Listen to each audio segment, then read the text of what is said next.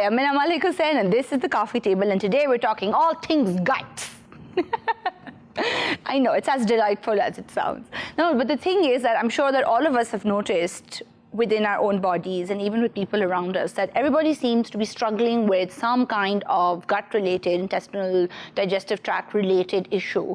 And there has been, I think, to my layperson's eye, an increase in conditions like irritable bowel syndrome or Crohn's syndrome or colitis or gluten intolerance, food intolerances, sort of food allergies are on the rise.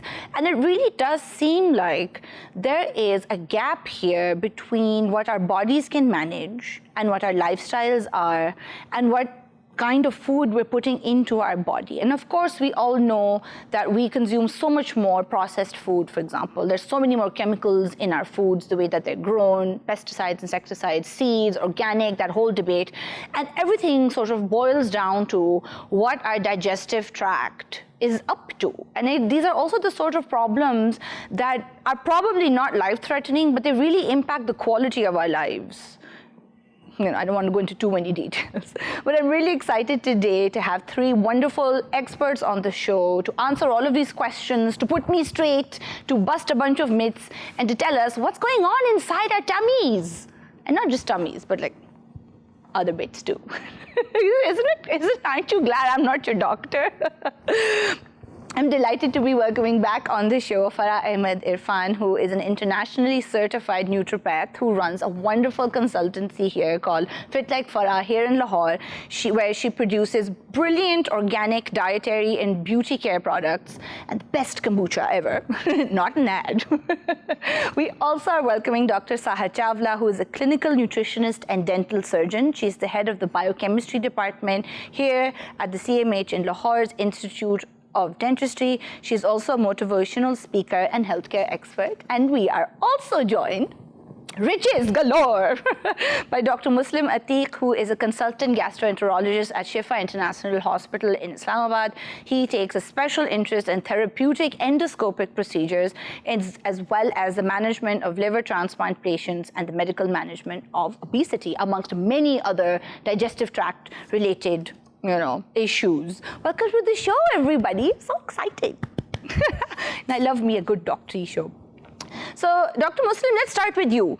When we talk about the digestive tract, what organs does that include? So, it's basically a roller coaster. So starting right from the mouth, we go into what we refer to as the food pipe, yes, or in medical terms we'll refer to as the esophagus. Yes. That goes into the stomach, which is the main reservoir where the food goes and sits. From the stomach, it reverses into the small bowel. Small bowel is then further classified into three parts: duodenum, the very first portion, followed by jejunum, which is the next one, ileum, and then it culminates into the large bowel or the colon. And that again has two parts, the colon and the rectum. So yes, in general, we divide any disorder in the gastrointestinal tract or system into upper GI, referring to those from the esophagus all the way down to the mid-small bowel, right, and lower GI, which is mid-small bowel and below. Right. So if I understand it clearly, then when we're talking about upper GI, we're looking at issues of, let's say, food being broken down in the stomach and absorption of nutrients from the small intestine. And when we're looking at lower GI, we're looking at excretion. That's one way of putting it. I think they're interrelated, honestly. Anything that you see towards the very end of the spectrum has usually something to do with what's going on before that. So they're all interrelated. A simple example would be, you mentioned in your intro about gluten intolerance. Yeah. So gluten intolerance can present with diarrhea, and it's usually a problem of the small bowel. So I think it's a continuum of the same process. But there are some of those disorders that are typically more related to the upper digestive system. For example, reflux disease, peptic ulcer disease. People wake up in the morning with a sour taste in the mouth. They really have this blah-like feeling, don't really feel like themselves. Those are all related to the upper GI system. So likewise, if you have bleeding, fresh blood coming from the other end, usually that is related to the pathology in the colon or rectal area. So in summary, some of them are more specific to one part or the other, but most of them are basically all interrelated. They're all interrelated. So I'm really glad that Dr. Muslim, you've sort of painted a very clear picture of how the digestive sort of tract begins from the mouth. And Farah, maybe you can sort of weigh in on this, is that one very important aspect of, and very first interaction that we have with anything that we consume is our mouth. And chewing your food properly is apparently a really important thing to do. And a lot of people don't seem to realize that. When you chew, you release digestive enzymes. Right. So if you are not releasing and if you're just gulping food down, remember, your food does not have, your gut does not have teeth. Yeah. So this food needs to be broken down somehow. And then the digestion is going to be very slow. It'll become sluggish. It'll be putrid food, which is not going to help you much. Yeah. So yes, I keep telling people, please chew until it's like soup in your mouth, and only then do you swallow. Like soup. That would take a while. Like soup. Yeah. And I think that's a really brilliant way to put it, is that your blood or your stomach doesn't have teeth. And I think that we often maybe overestimate the power of our stomach acid also, because I think a lot of times when one is tempted to eat something, not quite hygienic, one is like, oh, your stomach acid will kill it. But the stomach acid is also a very delicate balance, isn't it? Well, remember, it takes about 20 minutes for your brain to register what you've eaten. So you should be spending some time chewing, getting to know your food, just letting your brain to adjust to the fact that you've eaten. And then accordingly, your brain and your gut are bidirectional. So in order for you to let your body know that your food is, you have to chew. Your brain will understand that it's chewed and its food is coming, and it'll start digestion. So please do not hurry the process. Yeah, I think it's such a simple thing, but it's something that I think most of us just tend to kind of wolf our food down and just sort of get on with it. But Dr. Chawla, can you hear me? And maybe this is something you can weigh on. Absolutely. Hi, welcome to the show. Of course, I would love to. Hi, beautiful. So, of course, there is a term called as that I've been, really eager to make people understand in biochemical and medical terms. There's a thing called as gut-brain axis. So these beautiful trillions of organisms, these might be bacteria, fungi, parasites, they're actually residing in your intestine and in a larger population in your large intestine. And your large intestine is innervated by at least 7 million neurons. Yes, people, you heard that right. The number is 7 million neurons, and because of that, like Ms. Farah said, there's a bidirectional connection between your brain and your gut, and this is the gut-brain axis. So what you eat is controlled by the brain, and what you eat affects the brain as well. Moreover, we are supposed to chew the food. I say that to my clients as well, for 15 or 20 times, because amylase, the carbohydrate digesting enzyme, it is present in 2 locations. Sorry, actually in 3 locations. So the primary location is in the mouth. It's in the saliva. If you do not chew your food properly, you damage the process of initiation of your carbohydrate digestion, because carbohydrate digestion is supposed to get started in the mouth. Moreover, though the popular concept says that protein is digested, yes, definitely, it is digested primarily in the stomach and people. Though there's a popular myth and these videos going on that make your body alkaline, blah, blah, blah. Make your body acidic when it needs to be acidic. And by that, I mean that different parts of the body have a different pH. Your stomach needs to be really, really acidic at the time when you're consuming protein, so that it is able to break it down. So protein has this vitamin called as vitamin B12. In order for this vitamin B12 to be released from the food and transported in the blood, it needs to combine with the salivary protein called as cobalamin.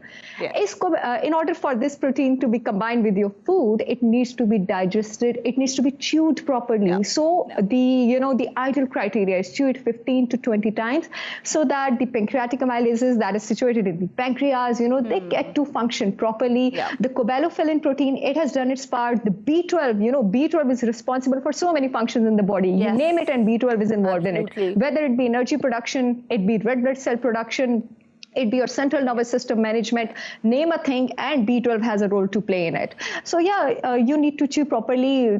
This is the place where everything begins. Yeah. Yeah. No, but that's fantastic. I'm so glad that you made the distinction between wanting to make your body alkaline is one thing, but then it needs acidity as well, and it needs to be acidic at the right time.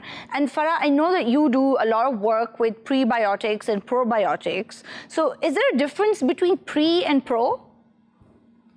Oh, yes, definitely. Now, probiotics are bacteria, okay? I work with healthy bacteria. Yeah. Prebiotics is what is going to feed that probiotic, what is going to feed that bacteria.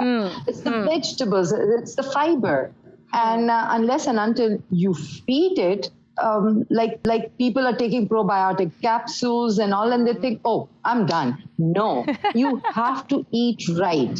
Right. You have to. I love it. You're just like, no, get rid of those supplements. Get rid of those supplements. Really? What you're going to do, what you eat, only then your probiotics are going to synthesize it. It's going to break down the carbohydrates, fats, proteins. It's going to synthesize your vitamins. It's going to make new chains for you. It's going to make the mucous membrane, and it can't do on its own. You have to take the vegetables and fruits and nuts and seeds, dalein, legumes, and then have your probiotics along with it so they both can work each other. Right. You need to nourish your probiotics. So you said the probiotics are good bacteria. So does that imply that there is a presence of bad bacteria in the gut also? Yes. Tell me more. We have 80-20, it should be 80-20, like 80% good bacteria, 20% should be off because they fight among themselves and they nourish each other and they nurture each other, okay? But the thing is, what kills our good bacteria is sugar, refined sugar, refined salt, processed foods, synthetic oils, which is, I'm not going to name the brands, but the pretty bottles that are on the shelf for 2 years, get rid of it. Anything and everything that is GMO, insecticides, pesticides, chemicals. Apart from this, stress. Stress is a major, major killer of our gut bacteria. Wow. Along with killing. But how? Because, you think of stress as a psychological thing, right? And you're like, how does stress start killing your good bacteria? What's going on in the body when that happens?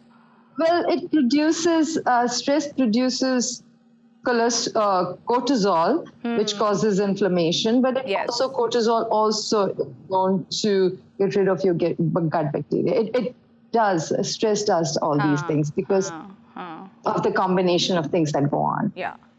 I want to come back to stress in just a minute. But Dr. Muslim, in your clinical practice, as a gastroenterologist, do you think that it is true to say that more people are being diagnosed with gut issues, or is it a matter of diagnosis that people had issues all along, but they just kind of never took it that seriously? But now we actually have diagnoses for these conditions. Before I get to that question, if I just want to make a comment on the previous discussion about the importance of chewing, I think it's important to also note that we often see patients who come in with what we refer to as food impaction. So somebody was in a hurry to get something down and actually got stuck in your esophagus or food pipe. And that is a terrible situation. So we tend to take care of them in the middle of the night when they can't even swallow their own saliva. Oh my God. And it typically happens around eat time or any holidays, etc. And so again, to reiterate what my other colleagues have been mentioning is, please take your time to chew. The other thing that I want to make a comment about was the balance of the good and bad bacteria that Farah very rightly mentioned. Any kind of infection, and we have a tendency just a little fever or a feverish feeling, and we tend to take antibiotics. Yes. I tend to discourage that, although I face a lot of resistance even in my own home. Still, it's very important to say most of these infections are viral. They tend to go away by themselves even without any antibiotics. But what they do for sure is they change the balance in the bowel, and you tend to have more of those bad bacteria instead of the good bacteria, and that also messes up with the whole bowel activity. Yeah, this is really important, and I want to interrupt you here because this is something really crucial, and I was going to talk about it later, but now we are talking about it now. But the thing is that this is really important, is this sort of cavalier approach that we have towards antibiotics. And because we live in a country where prescriptions are not very serious things, and like you said, a lot of people have antibiotics lying at home, and a lot of conditions are viral, and antibiotics don't kill viral conditions. It's just the wrong medicine for the wrong condition. So what we're doing is that we're essentially killing our gut flora, our gut microbiomes, and then isn't that making us more vulnerable to being sicker later? Absolutely. Like I said, I can go on and on about this. When I was in the US for almost 18 years, prescribing an antibiotic needed judgment, time, a lot of thought into this. When I came here, I realized that you just write down a prescription, or perhaps in many instances, you don't even need that. You just go ahead and get a prescription. But what we are seeing is, on one front, we are seeing more of the issues that we talked about or have been talking about, but also, at the same time, very high antibiotic resistance. So we tend to see the hospital patients in whom no other antibiotic tends to work. They had a simple infection, but really we don't have any antibiotic available to treat them. So guys, it's a real serious issue. Please do not exhaust your antibiotic resources. Consult a doctor and only take an antibiotic when it's essentially needed. And listen to your doctor. Now, coming back to your question about the increased prevalence, I think it's more of the recognition. I think previously people were not so much aware of, what was going on. Now there's a lot of, people who talk about gut health and issues associated with it. At the same time, the one thing that we haven't really mentioned or talked about much yet is stress. I think we kind of just touched upon it. Stress, definitely, I tend to see a lot of it in my patients and also in the community. We take a lot of stress, small things, big things, and we don't have a lot of opportunities or avenues to get rid of stress or even talk about stress or discuss stress. And I think one of you guys mentioned that, is there a reason for stress? There's not supposedly a reason for stress. Anyone can go through stress for any reason. But definitely increased recognition of the stress associated with all these conditions is getting to people to recognize that these issues are there. And so I think there's increased recognition and there's increased understanding, along with perhaps more of stress-related issues that we are seeing. Absolutely. So it's not reasonable to connect one stress with one stomachache, perpetual stomachache. It's an actual thing, and you shouldn't ignore it if it's happening to you. Yes, Dr. Chawla, you wanted to say something? Yeah, absolutely. I wanted to add a bit or two to the stress factors. So stress, absolutely, it is associated with increased cortisol. Cortisol is associated with increased insulin resistance. And I really, really want people to know that insulin resistance is the root of all evils, almost all evils related to the metabolic diseases in the body, and other than that, related to gut issues as well. Moreover, when you start exercising, I really want to talk about the significance of workout, how it plays an important role in reducing your cortisol level. If you start exercising during the mornings, subhanallah, Allah Pak, our religion, it has favored exercising during the mornings and outdoor exercise. The reason is that when you exercise outdoors and the plants, they release oxygen, they decrease the pro-inflammatory chemicals in the body and increase the anti-inflammatory cytokines, the anti-inflammatory chemicals. And when they decrease the pro-inflammatory chemicals, they decrease the cortisol levels. When your cortisol levels, they fall down, your insulin levels fall down. This helps decreasing the insulin resistance, and it does help in, increasing your insulin sensitivity and improving your gut issues. And when your cortisol levels, your inflammatory markers will fall down. Most of your gut issues are associated with inflammation. They will fall down. Other than that, another thing that exercise or a good workout regime would do, another thing that a good workout regime would do, a clogged lymphatic system. It affects the trafficking of immune cells. Right. When you start working out the mobility of your musculoskeletal system, it, makes your lymphatics into mobilization. The trafficking of your immune cells gets better. Gets it going. Huh? Everything is interconnected. It's beautiful. Yeah. So how elegant. Is beautiful, nutrition is beautiful, nature is beautiful. It is such an elegant, such a simple approach to it as well. Chew your food properly. Exercise in the morning, and things will kind of snap into place. Well, eventually. We're going to take a very quick break at this juncture. Stay with us. We will be back in a flash with this wonderful conversation. Stay with us.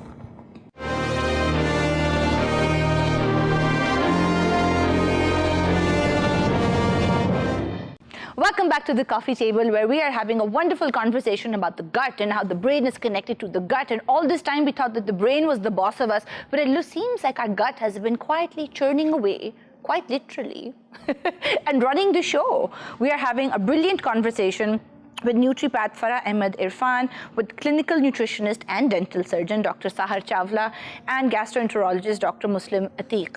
Now, Farah, before the break, we've been talking about stress, and we've been talking about pro and prebiotics and good, sort of gut flora and so forth. But I'm also really curious about how so many autoimmune conditions that we seem to be experiencing in greater numbers are also very much connected to our gut. And even things like eczema, for example, have everything to do with what we eat and how we eat it and when we eat it. So I think I'm asking you many things at the same time, so feel free to sort of pick this comment/question apart.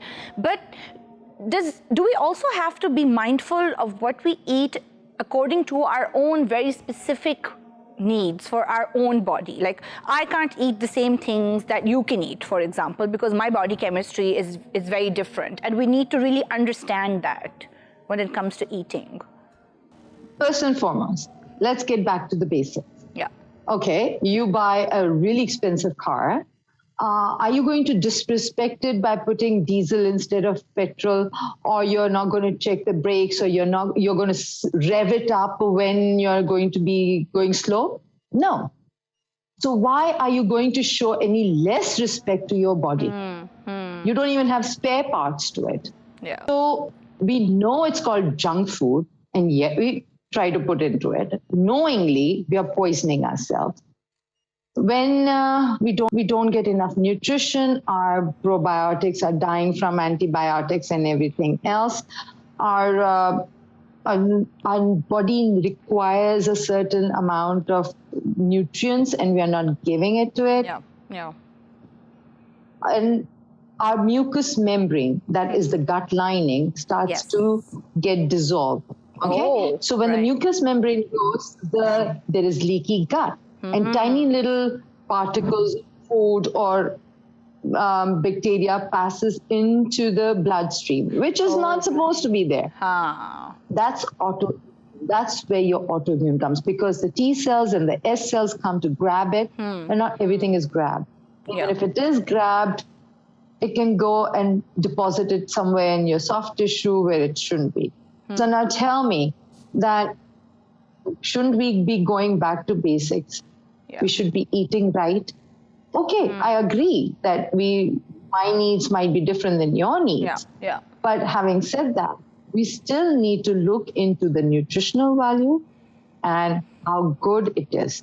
Is it GMO? Is it processed? Does it have coloring, insecticide, pesticide? How long has it been on the shelf? How was it processed? All these things do add up. And just shoving food into our body is not the only thing. Then, as Dr. Sibi says, in the morning, from 8 o'clock to 12 o'clock, have fruits, because that's the time your body needs them. Then from 12 to 4, have vegetables and nuts and seeds. And then onwards, when you have a hot meal, because that's energy, and you need the heat of it to go to sleep. Okay, so eat 4 hours before. Now, how simple can you make it? You can only add to it that, okay, I prefer this or that. That's about it. I mean, having laddu and gulab jamun and bakar khani and samosa, please don't expect to have a healthy gut. No. Aw.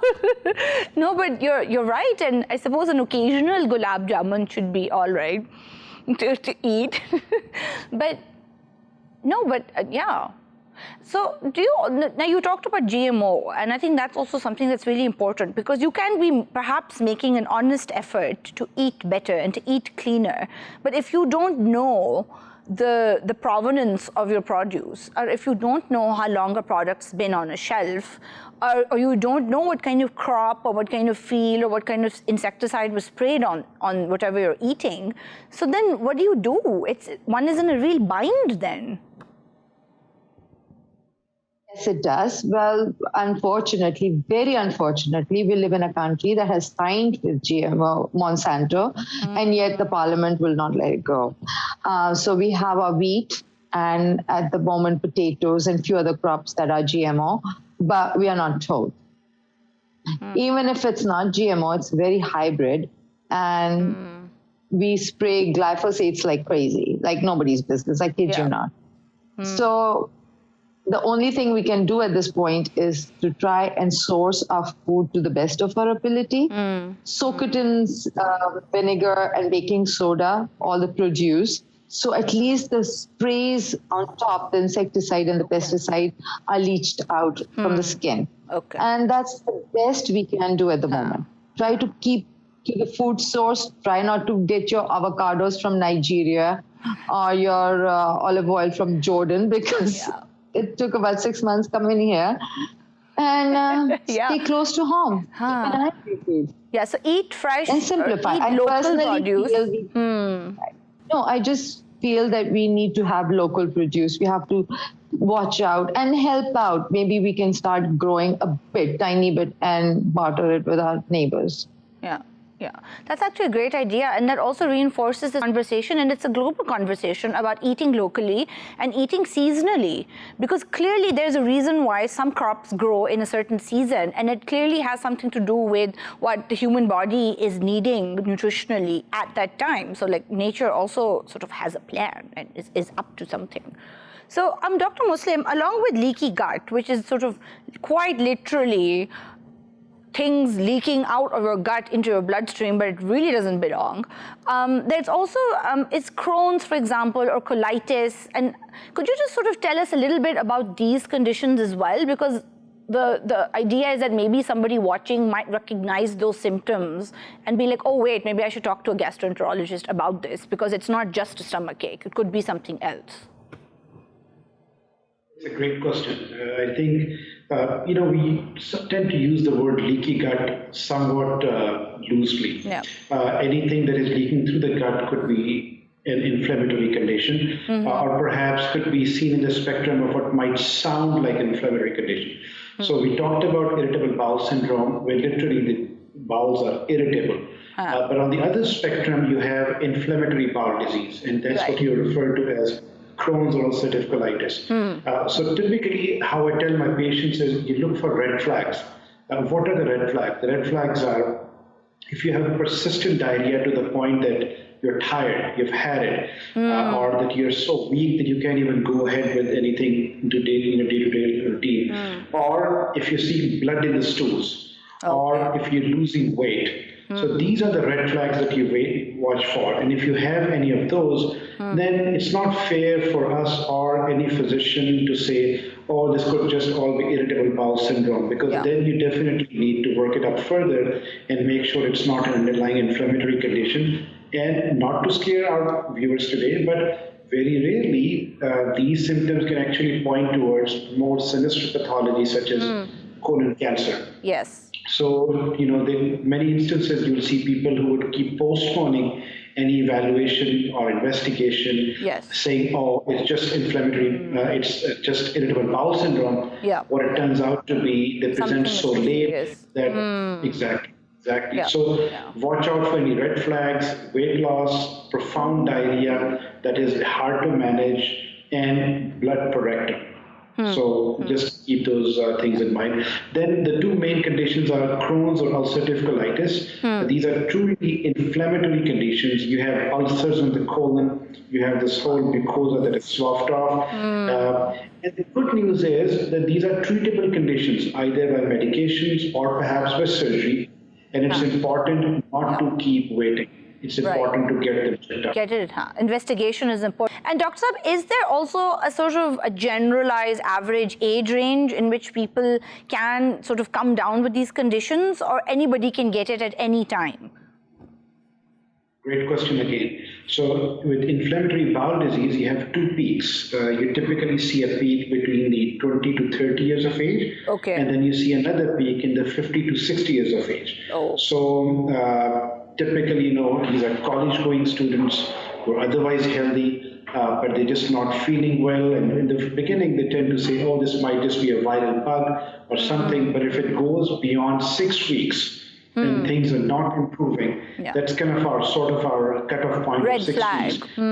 Red flag. You need to see a gastroenterologist. Right. Likewise, in the 50 to 60 years of age range, if you're having these symptoms, and especially at that age, you also tend to see adjoining symptoms. For example, just severe fatigue, arthralgias, meaning you have aches in your bones and your joints, and just weakness, then you should see a gastroenterologist as well. So two peaks to remember. And I think that's important because in the 50 to 60 age range, those symptoms that you mentioned, like fatigue or muscle, joint pain, is something that you probably associate with just aging and not necessarily with a colon condition or a bowel condition, but that is something to talk to your doctor about.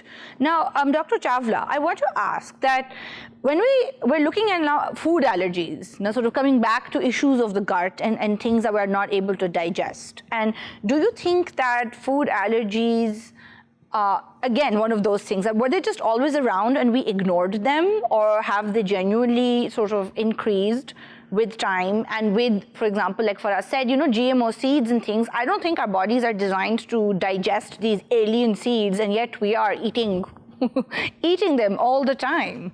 So the thing that our body does not carry the enzymes and we are consuming in the most excess, I would be saying that would be fried food, the processed food, and the bakery food. And the biochemical ingredient that I'm talking about is trans fats. Your body is not designed to produce enzymes in ample amounts that are able to digest trans fats. In the US right now, there has been a restriction placed on the amount of trans fat in any food. Even if you're selling a processed food, it should not exceed 2%. But unfortunately, in our state right now, there has been no strict regulation till yet. If your body does not possess the enzymes to digest a particular biochemical ingredient, how can you, imagine taking it and, staying in a good shape? Another thing, what are our immune trans systems fats? and our bodies. Trans fats are actually the fatty acid structures that are not required by the body and that are made by the hydrogenation, by the addition of hydrogen atom to the oils, to the vegetable oils when you fry them or that are present in a certain state. One more thing I would really like people to know, that there are certain allergies that you can develop because of a spontaneous immune dysfunction at any point of time in your life. For example, you might not be allergic to seafood, but it's suddenly in your 50s you develop allergies to seafood. Right? So your immune system, it keeps evolving with age. That is why these conditions, IBD, which is totally an autoimmune condition in contrast to IBS, which is a local condition, Crohn's and ulcerative, this leaky gut, it can develop at any point of time in your life. And why you are so prone, I would really like to answer this through your platform, why you are so prone to allergies to eggs and to gluten. Gluten is the protein actually that is present in wheat, barley and rye, because these are the macromolecules, these are the large molecules. And when they start escaping your gut, they start escaping your large intestine through the tight junctions that are no longer tight, then your body, it starts developing an immune response against them because your body was not designed to receive them again back from your intestine. That is why most of the people who suffer from eczema, my clients, when I get them give them a relief from eggs, they certainly develop this decline in their symptoms from eczema because it is not actually the egg, it is the protein in the egg, it is a lysozyme present in the egg, it is the albumin present in the egg. It is not the dairy that is causing you problem. It is the protein, casein in the dairy that is causing you problem, because these macromolecules, which were otherwise not allowed to escape from the gaps in the intestine, they're now escaping. Or if you kind of further refine that, it's not the dairy, for example, but it's your leaky gut that's allowing those molecules to escape. So if your gut were repaired and it were healthy, you could potentially start drinking milk or eating eggs again, because all the molecules would stay where they're supposed to stay. Yeah, and they would not go unfiltered over there where they are not supposed to get filtered. If you are not lactose intolerant, that is totally another thing, right? If you're lactose intolerant, you wouldn't be able to, digest dairy and all of that. So it is better to give your gut some time to heal. Now, I would also like the audience to know the difference between remission and healing. Remission means that your disease, the symptoms, they have subsided for a temporary period of time and they can come back. You are proceeding towards healing. Healing means the complete resolve of symptoms, the symptoms like Dr. Muslim Saab mentioned, that you have no longer persistent diarrhea. Yeah, they are gone. So please do not confuse the episodes of your remission with healing. Let your gut heal. If you are going through gluten intolerance, if you're going through celiac disease, you're not missing out on anything in life. Luckily, the era that we are surviving in, there's an abundance of, gluten-free pastas, gluten-free bread, gluten-free cereals. But, culturally, it's like if you don't eat roti, then, oh my goodness. So Farah, tell me, on average, how long should one expect it to take for one's gut to heal? Or it's just very variable and you can't really say? As Sahar said, there's a difference between remission and healing. And what I see in my practice is, I keep telling them, 3 months, 90 days, please do not take this. And after 90 days, we will introduce one food at a time. Well, then they come back 6 weeks later and they say, we just had one egg or one roti or I cooked in synthetic oils, as she said, trans fats, I call them synthetic oils. And I'm like, oh God, but don't you get the 90-day period? It's not, 90 days, not the end, but we just want to see, basically 90 days does work. I do see a lot of healing happening or remission happening. But once you're in remission, please do not confuse it with healing and go back to your old eating habits. The other thing, do not go back to your old eating habits, because they are the ones that made you sick to begin with. Oh, right. That's very important. So once, right? And it makes sense. Quite right. So we're saying that even if your gut has healed and it has recovered, then you need to kind of continue a changed eating pattern. That doesn't mean that you go back to eating all the same, things that didn't suit you, because you're going to sort of put yourself back in the same situation where you started from. So what are some things that we can eat to help our gut along? So even if one isn't suffering from one of these, conditions, but just as a general kind of, looking after your gut, what are good foods to eat? Okay, I always say, eat simple, eat local, have a lot of vegetables. When you're eating meat, try to go away from processed meats, try to go away from the boxed frying foods. Eat a bit of it. Add more greens and leafy vegetables, have more colorful fruits and vegetables, nuts and seeds, and then probiotics. Now, it's not that I make kombucha and water kefir or sauerkraut. No, you can ferment your own at home and add that. Add seasonal. Go back to whatever your great-grandparents were having. Yeah. And all those wonderful fermented foods. Do not keep in the fridge. And wonderful fermented foods, like eat your achar and drink your kanji and eat your, the yogurt that you made at home, because all of those are sort of, good probiotic foods as well. Exactly. I mean, our grandmothers used to make that pani ka achar, kanji. They used to ferment so many foods. We don't do it anymore.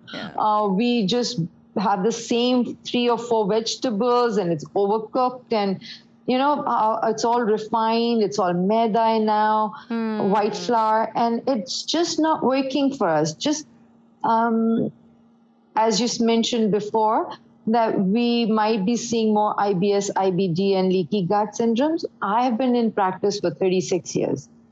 And trust me, I have seen more in last decade or maybe 6 to 8 years than I did ever before.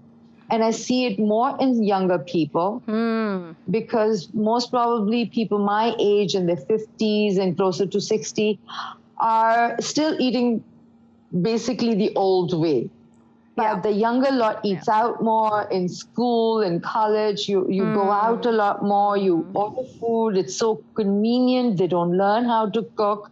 Yeah. And young age is on their side. So they think, oh, I'm going to be like this forever. And I get so young. I get 16, 17-year-olds who have very compromised gut. So I really want to bring the attention to the parents and to the younger generation. Then please, this is the time to look after yourself because this body is going to take you to the end of your life. Yeah, you only got one. No spare parts. Yeah, you've only got one. You got only one. Thank you so much, Farah and Dr. Chawla and Muslim for being with me today on the show and this wonderful conversation. And in so many ways, and every time I do shows where we talk about the body and we talk about medical issues, I'm just sort of amazed every time about how elegant and so simple the functions of the body are and can be if we sort of let it be and we feed it well and we look after it. And I think this whole conversation has at least taught me is in a way to, not in a way, but really just to go back to the basics. So if we go back to the old ways of growing our crops or the old ways of cooking or the old ways of eating seasonal produce that us in this region particularly, it's still this sort of processed food and all of this sort of modern ways of cooking and you know, eating habits, it's still new for us. It's still literally, I think, only 1 or 2 generations old. There's still time for us to kind of go back to those old ways in order to sort of, you know, make ourselves healthier and stronger. And there's so much evidence to support, you know, this kind of lifestyle. And, you know, hopefully it shouldn't be too hard for us. Thank you guys for watching. If you're watching this on YouTube, don't forget to like and subscribe, drink lots of water, and be good. We'll see you next time. Bye.